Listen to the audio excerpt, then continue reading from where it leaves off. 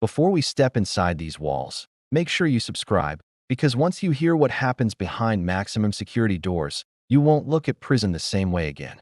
Like, comment, and stay with me. This story only gets darker.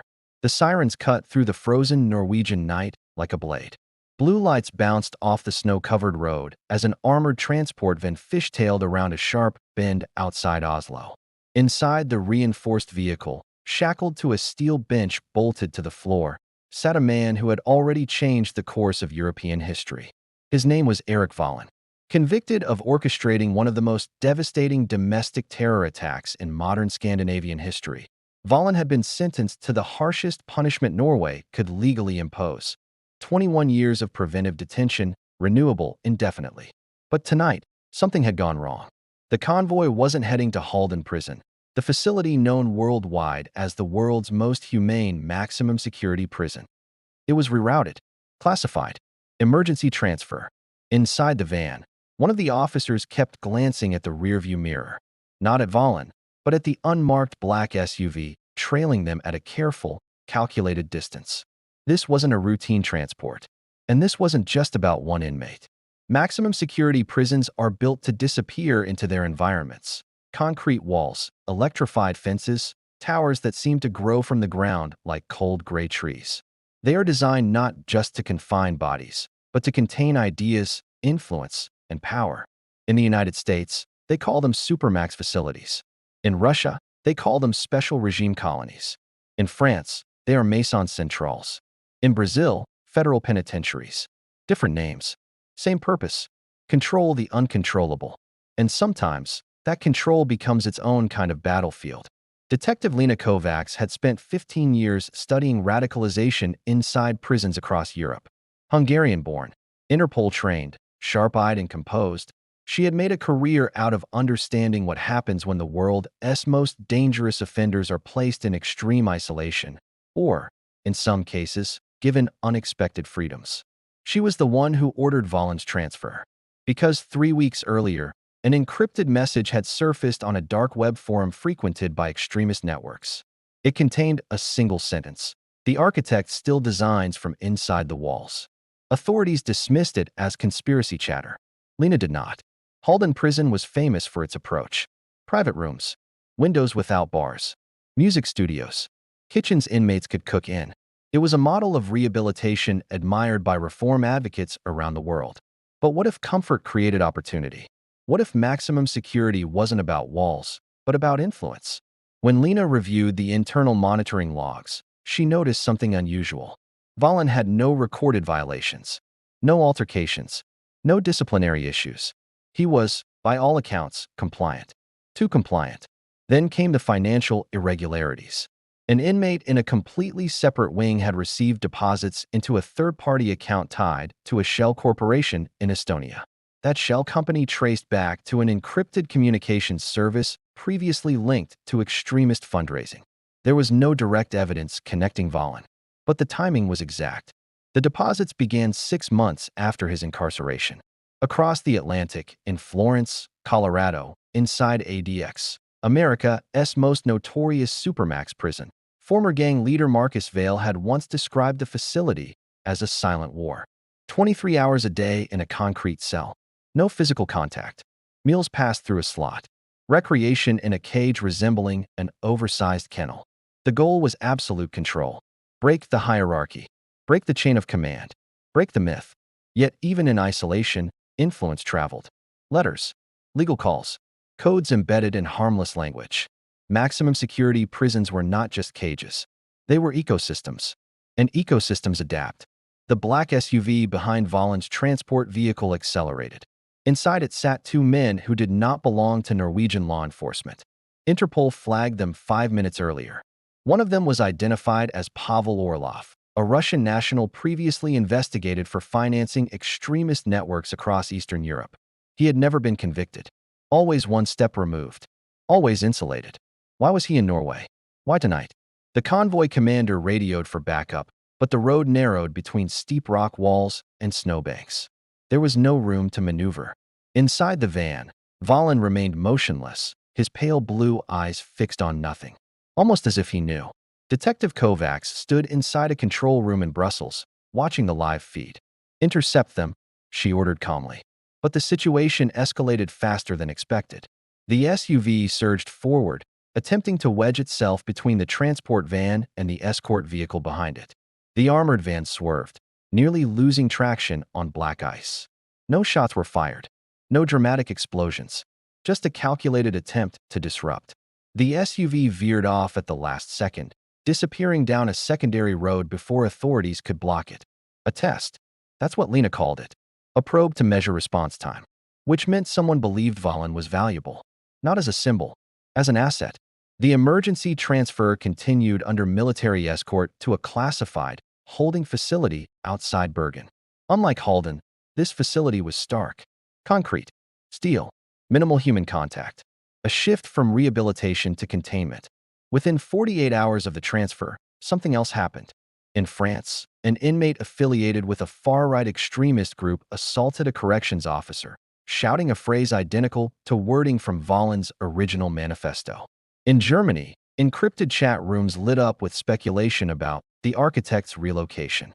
In the United States, federal authorities intercepted a message referencing Phase 2. It was coordinated. But how? Volin had been cut off. No direct communications. No unsupervised contact. Unless the system itself was compromised. Maximum security prisons operate on layers of trust. Guards trust surveillance. Administrators trust digital monitoring. Governments trust that isolation prevents coordination. But history tells another story. In Brazil's federal penitentiary system, leaders of organized crime groups have issued orders that triggered violence in cities hundreds of miles away. In Mexico, cartel leaders maintained operational control from behind bars for years. In the United States, gang leaders used coded letters to orchestrate street-level activity.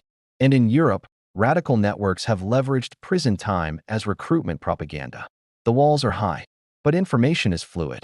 Thanks for watching, and stay tuned for our next story. Lena reviewed hours of footage from Halden before the transfer.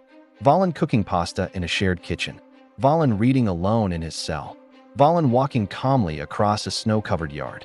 Nothing extraordinary, until she noticed a pattern. Every Thursday, at precisely 1400 hours, a maintenance contractor entered the wing for routine inspections. The contractor's name was Lars Eid. Clean record. No known affiliations. But his brother had once been investigated for extremist online activity. Coincidence? Lena requested financial audits. 3 days later, Eid disappeared. His apartment was empty. Bank accounts drained. And on his kitchen table, investigators found a prepaid phone burned beyond recovery. That was when the case shifted from monitoring to emergency. Because if Volin had external communication through a civilian contractor, then maximum security had already failed. Inside the Bergen facility, Volin was placed in solitary confinement. 23 hours a day. No shared kitchens. No music studio. Just concrete and a narrow window facing the sea. The psychological shift was immediate. Medical staff documented increased pacing, muted speech, refusal to eat for 2 days. Isolation changes people. In the U.S., prolonged solitary has been criticized for its mental health consequences: hallucinations, anxiety, paranoia. In Russia's Black Dolphin prison, inmates are blindfolded during transfers inside the facility. In France's high-security wings, prisoners are rotated to prevent relationship building. Control through disorientation. Lena wasn't interested in punishment. She wanted silence. Total silence. But silence can be deceptive. Because on the 7th night of Volin's isolation, a coded message appeared again on the dark web. The architect adapts to new foundations. It included a photo. Blurry, grainy, but unmistakable. It was taken from inside a maximum security corridor. Not in Norway. In the United States. ADX Florence. The timestamp was current, meaning someone inside one of the most secure prisons in America had access to a communication channel tied to Volin's network. This wasn't a single facility issue. This was global. Back in Colorado, a corrections intelligence officer named Daniel Reyes had been tracking unusual library book requests among a small cluster of high-risk inmates. The same page numbers marked. The same passages highlighted. At first glance, meaningless. But when cross-referenced with online posts from extremist forums, the page numbers aligned with cipher keys. Reyes reported it up the chain. He was told it was a coincidence. Budget constraints limited further investigation. 2 weeks later, Reyes was reassigned, and the pattern continued. Lena requested emergency coordination with U.S. federal authorities. What she learned chilled her. An inmate in ADX, serving multiple life sentences for domestic terrorism, had requested legal correspondence addressed to a non-profit organization in Estonia, the same country tied to the shell company linked to Halden's financial anomaly. The letter never left the prison, but someone had photographed it and uploaded it, which meant there was a leak, either staff corruption or a vulnerability in digital evidence storage. Maximum security isn't just about walls anymore. It's about data, and data can be breached. As international agencies scrambled to identify the network, a breakthrough came from an unexpected place. A junior IT analyst in Brussels flagged unusual metadata patterns embedded in the dark web images. The camera used to capture the ADX corridor photo had been registered to a private security subcontractor. That subcontractor provided services to multiple European detention facilities, including Halden and Bergen, and a federal prison in France. The same subcontractor, same firmware signature, same encryption watermark. The walls were connected, not physically, digitally. Lena realized the terrifying possibility. This wasn't about smuggling contraband phones. This wasn't about corrupt guards passing notes. This was about infrastructure, security systems themselves being exploited as communication relays. If someone embedded microtransmitters or exploited firmware vulnerabilities inside surveillance equipment, maximum security prisons could become silent servers, transmitting coded signals unnoticed. The architect still designs from inside the walls. The message wasn't metaphorical. It was literal. And if that was true, then every high-risk inmate in every maximum security facility connected to that subcontractor's system could be part of an invisible network. The implications were staggering. At 2:17 a.m., Lena received an encrypted alert. Activity spike detected in encrypted extremist forums. The headline read, Phase 2 confirmed. Attached was a short video clip, 10 seconds long. It showed a man sitting calmly in a concrete cell, staring directly into a camera. A symbol used by Valen's network years before his arrest. And then the clip cut to black. No violence, no threat, just presence, proof of reach. Lena stood in the dim control room, the glow of monitors reflecting off her face. She had believed maximum security prisons were fortresses. Now she saw them as nodes, interconnected points in a system someone had already mapped. And Valen, isolated in a concrete box facing the cold Norwegian Sea, may not have been cut off at all. Because if the network was embedded in the infrastructure itself, then solitary confinement didn't silence him. It amplified him. She turned to her team and issued the order that would trigger investigations across 3 continents. Shut down every system tied to that subcontractor. Now, but as technicians began initiating remote disconnect protocols, alarms flashed red across multiple facilities. Unauthorized access detected. Firmware override. Manual lockout engaged. Someone had anticipated this move. Someone was already inside the system. And when Lena's screen flickered back to life, a final message filled the monitor. You built the walls. We built the wires. The camera feed from Valen's cell zoomed in automatically, without human command. He looked up slowly, and that smile lasted less than 2 seconds. But in those 2 seconds, every official watching the live feed felt it. A cold, creeping dread. This was never about prison conditions, or ideology, or even revenge. This was about control. And in that instant, control had just shifted. Within minutes, maximum security prisons across Europe and the United States began reporting synchronized failures. Cameras flickered. Door controls rebooted. Access logs went haywire. Their timestamps all misaligned by exactly 13 minutes. This wasn't chaos. This was precision. In Bergen, Norway, the infamous Erik Valen sat in solitary. The lights in his block dimmed, then stabilized. His steel door remained locked. On the surface, everything seemed secure, but the illusion of absolute power had just been shattered. Meanwhile, in Brussels, cybersecurity expert Lena Kovac was in the middle of a firestorm. Tell me this is contained, she demanded. The lead analyst shook his head. It's not. The breach isn't centralized. It's distributed. They have independent access points everywhere. If we shut one down, The others just reroute. Lena felt a chill. How long have they been in our systems? The analyst hesitated. Based on the code? At least 18 months. 18 months. This wasn't a reaction. It was a long-planned, strategic assault. Across the Atlantic, at the notorious ADX Florence prison in Colorado, Agent Daniel Reyes was just returning to his desk when the alarms blared. He recognized the digital signature instantly. It was the same one he had flagged weeks earlier, the one tied to strange library patterns and hidden cipher keys.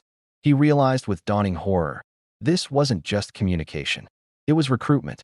The prison itself had been turned into a broadcasting tower. He got his old supervisor on the line. "You ignored it," he said, his voice low. "They're using the infrastructure." A heavy silence. Then, "We're activating emergency protocol. All digital systems offline." But that was a trap. In a Supermax, shutting down the electronics that control everything from air to cell doors could trigger a riot. Leaving them on meant total vulnerability. It was a perfect lose-lose scenario. Back in Bergen, a corrections officer named Ingrid Solheim noticed something strange. Eric Vollen wasn't agitated anymore. He was sitting on the floor, eyes closed, perfectly calm. The facility psychologist called it a psychological shift, a sign of stress. But Ingrid knew better. "He's not breaking," she said. "He's adapting." And that word hung in the air.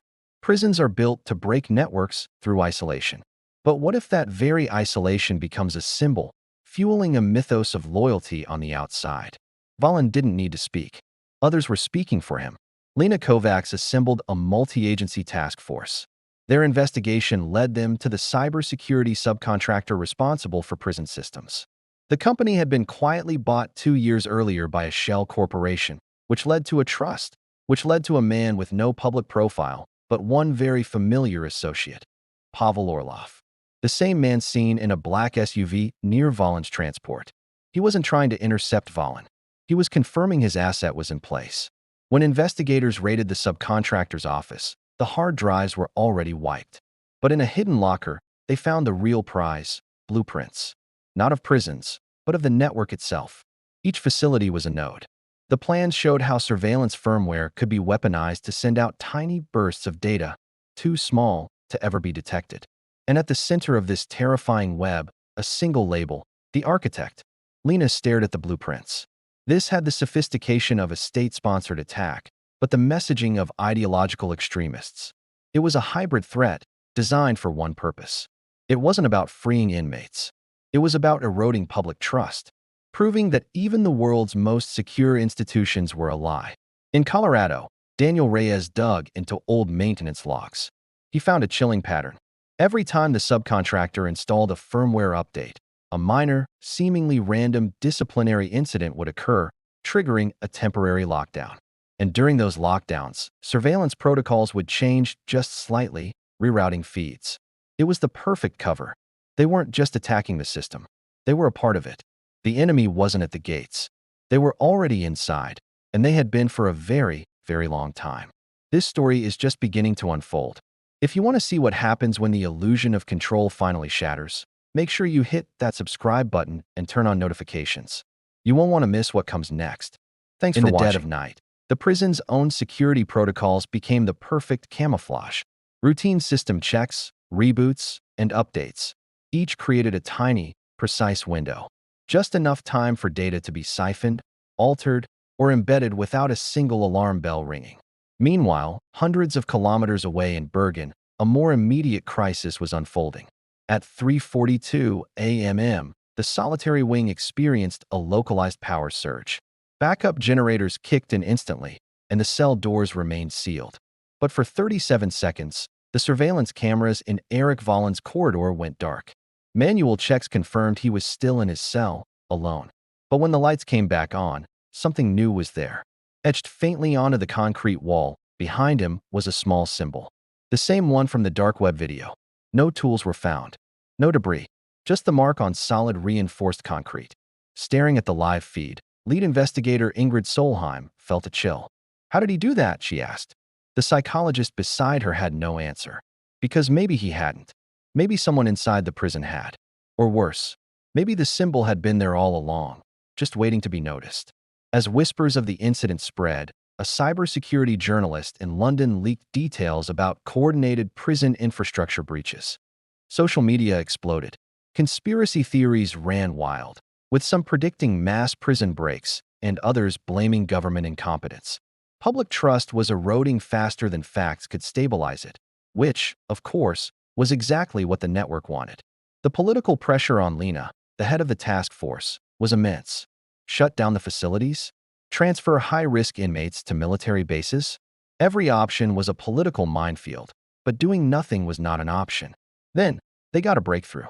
A forensic analysis of the prison's firmware revealed a dormant command string, a failsafe, not a virus, designed to be activated by a master key.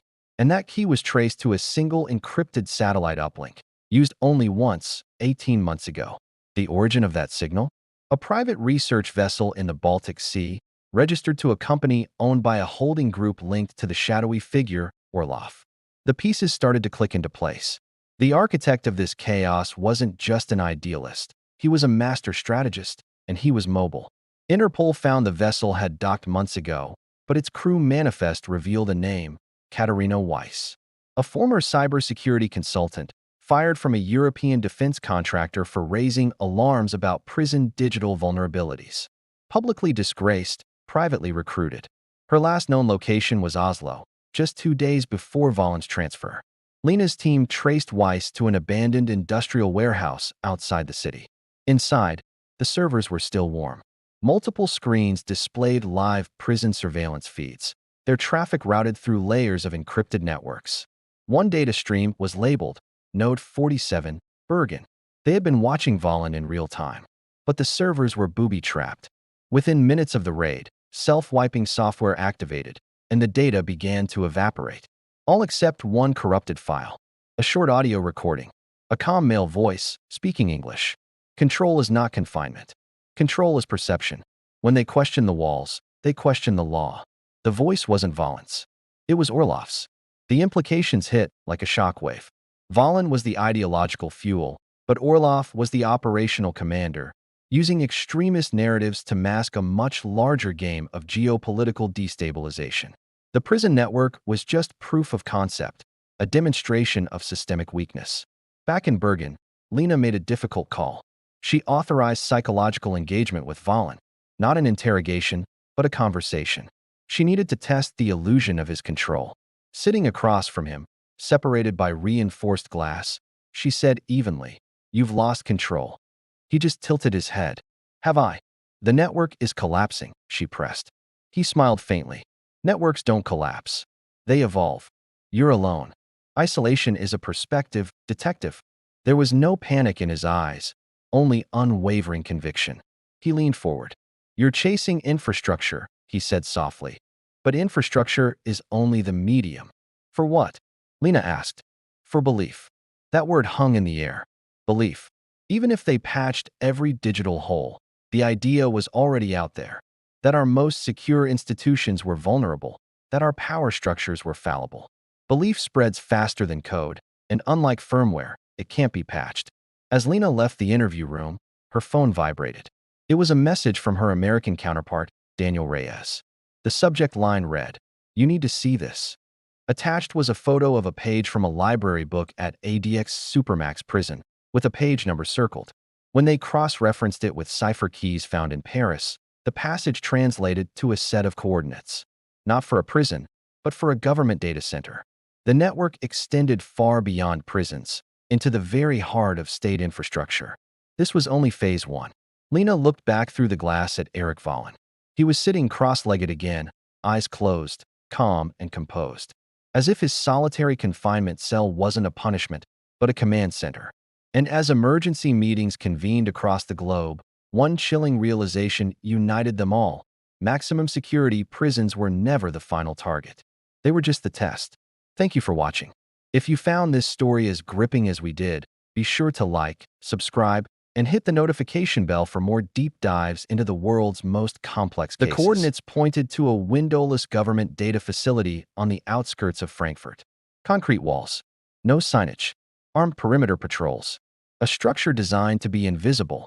At 4:12 a.m., Lena Kovac stood in a temporary command center inside that building. staring at rows of server racks humming with quiet precision. If the prison network had been Phase 1, this was Phase 2. And Phase 2 wasn't about perception. It was about leverage.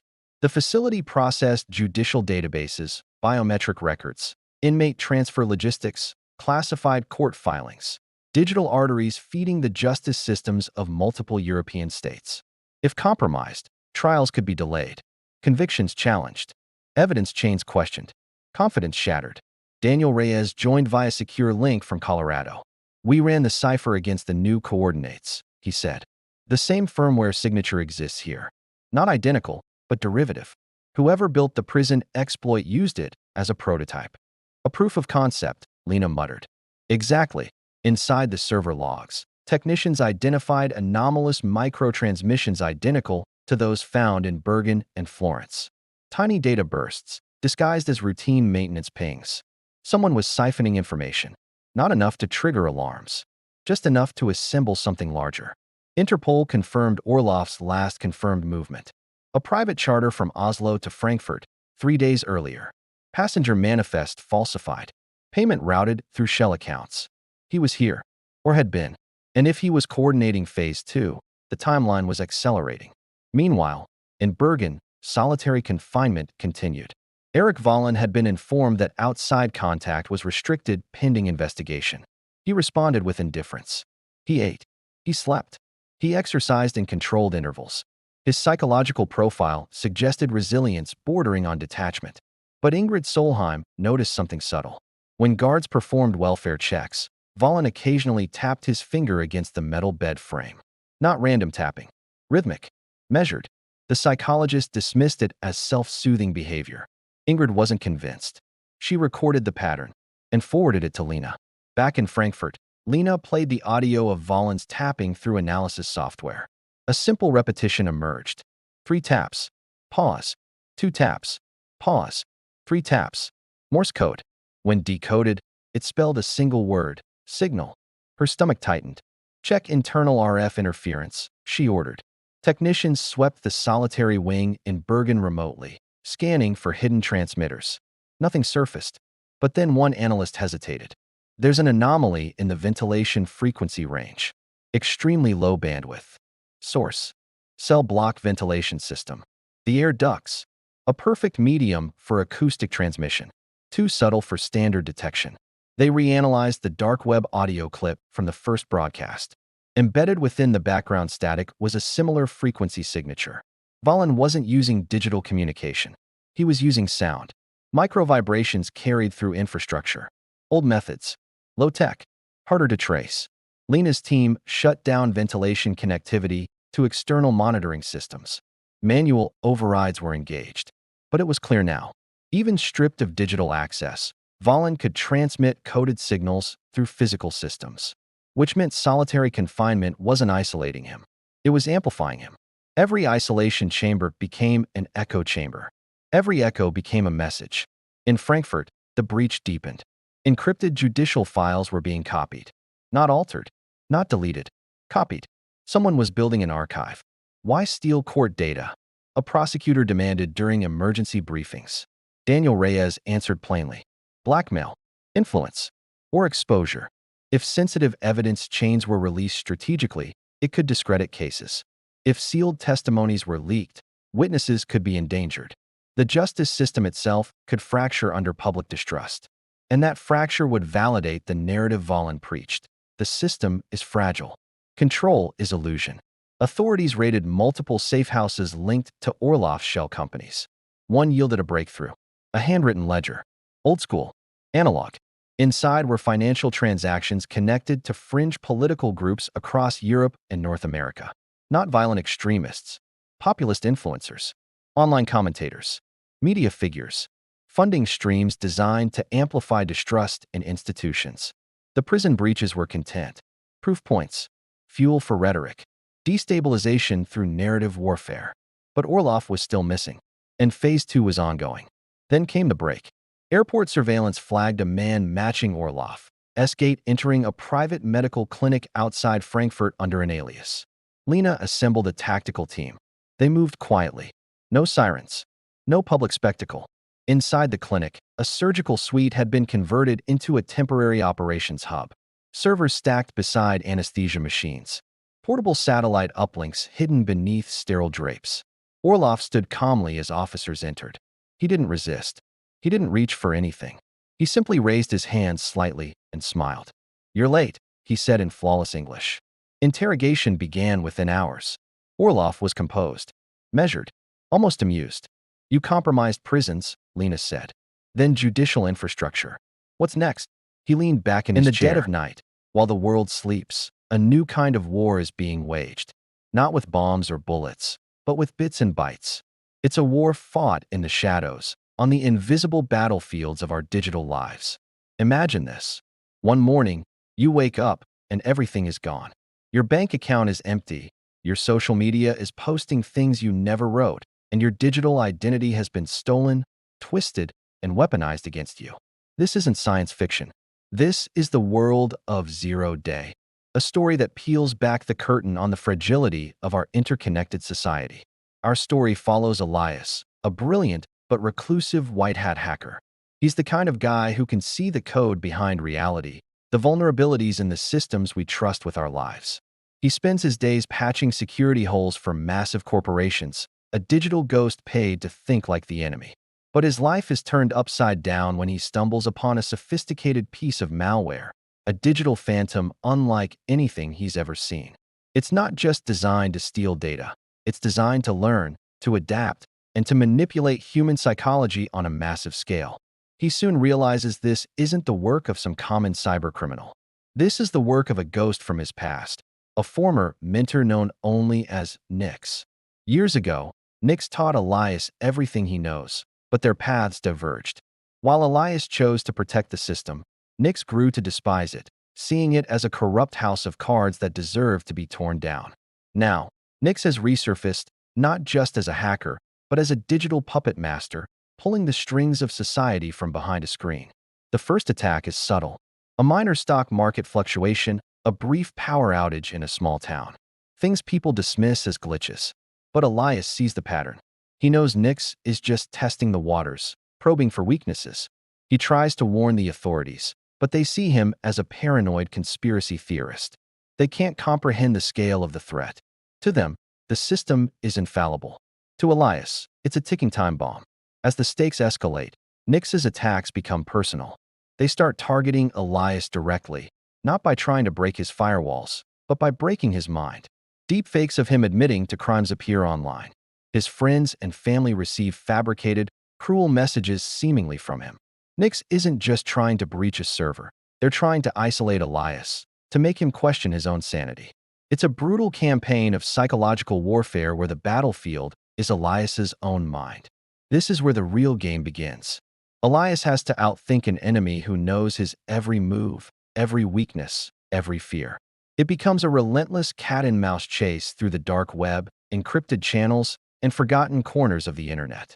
He has to use Nix's own tactics against them, blurring the line between right and wrong, between protector and perpetrator. To catch a ghost, he must become one himself. The climax isn't a physical showdown. It's a battle of wits, a high-stakes chess match played with the world's critical infrastructure.